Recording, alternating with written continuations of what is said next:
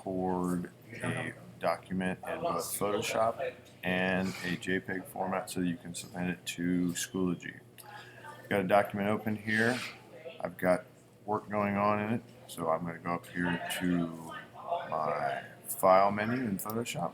I'm going to push Save, and it'll save it in whatever format I already have it. Need to give it a title up here. I'm going to title it Oranges as PSD at the end, and I'm in my digital art folder inside of my network.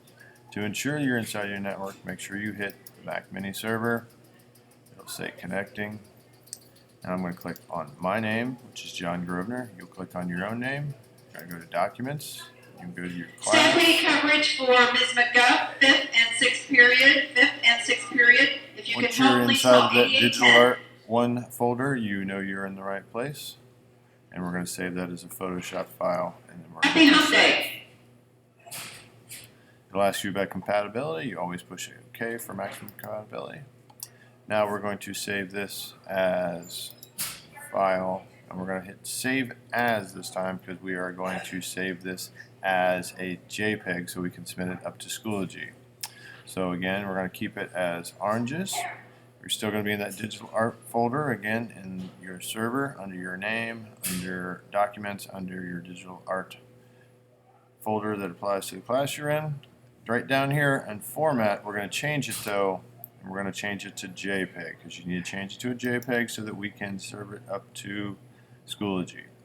Once we got that, you'll notice right up here the ending changes from PSD to .jpg to indicate it's a JPEG, and then we push Save.